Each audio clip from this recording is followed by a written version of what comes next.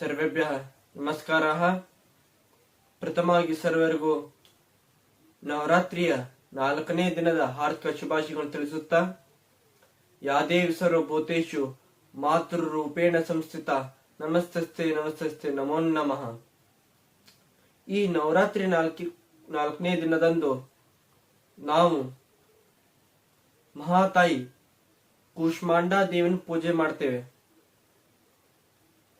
ಮಾ ಆದಿಶಕ್ತಿ ಈ ರೂಪವನ್ನು ಪಡೆಯಲು ಒಂದು ಪೂರ್ವವಾದ ಉದ್ದೇಶವಿದೆ.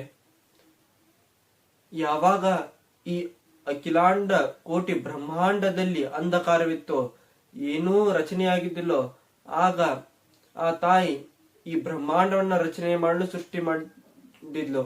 ಆವಾಗ ಮಾ ಆದಿಶಕ್ತಿ ಈ ಕೂಷ್ಮಾಂಡ ಅನ್ನೋ ರೂಪನ ಧಾರಣೆ ಮಾಡ್ತಾರೆ.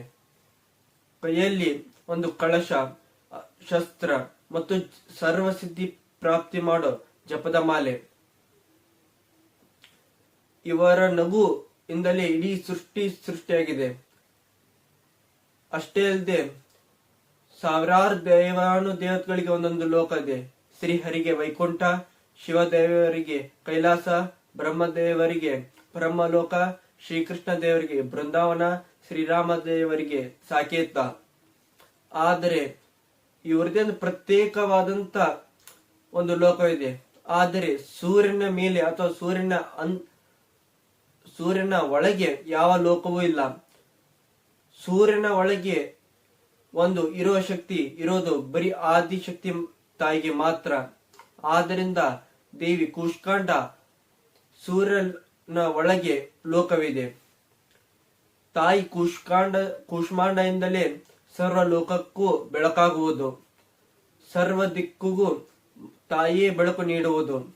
ನಾವು ತಾಯಿ ಕೂಷ್ಮಾಂಡ ಅನ್ನು ಆರಾಧನೆ ಮಾಡುವುದರಿಂದ ನಮ್ಮ ಜೀವನದಲ್ಲಿ ಅಂಧಕಾರ ನಶಿಸಿ ಬೆಳಕು ಹಬ್ಬುವುದು, ಜ್ಞಾನದ ಬೆಳಕು ಹಬ್ಬಿ ನಮ್ಮ ಜೀವನ ಸುಖ ಮತ್ತು ಸಮೃದ್ಧಿಯಾಗುವುದು. ಆದ್ದರಿಂದ ನಾವು ತಾಯಿ ಕೂಷ್ಮಾಂಡವನ್ನು ಪೂಜೆ ಮಾಡಲೇಬೇಕಂತ ಹೇಳ್ತಾ, ತಾಯಿ ಕೂಷ್ಮಾಂಡ ಅವರ ಮಂತ್ರ ಈ ರೀತಿ ಇದೆ. ಓಂ ಯಾದೇವಿ ಸರ್ವಭೂತೇಷು ಮಾ ಕೂಷ್ಮಾಂಡ ರೂಪೇಣ ಸಂಸ್ಥಿತ ನಮಸ್ತಸ್ತೆ ನಮಸ್ತಸ್ತೆ ನಮಸ್ತಸ್ತೆ ನಮೋ ನಮಃ. ಈ ವಿಡಿಯೋ ತಮ್ಗೆ ಇಷ್ಟವಾದಲ್ಲಿ ಲೈಕ್, ಸಬ್ಸ್ಕ್ರೈಬ್, ಶೇರ್ ಮಾಡೋದನ್ನ ಮರೆಯಬೇಡಿ. ಓಂ ಶ್ರೀ ರಾಮಚಂದ್ರಾಯ ನಮಃ. ಓಂ ಶ್ರೀ ಕೂಷ್ಮಾಂಡ ಮಾತಾಯ ನಮೋ ನಮಃ.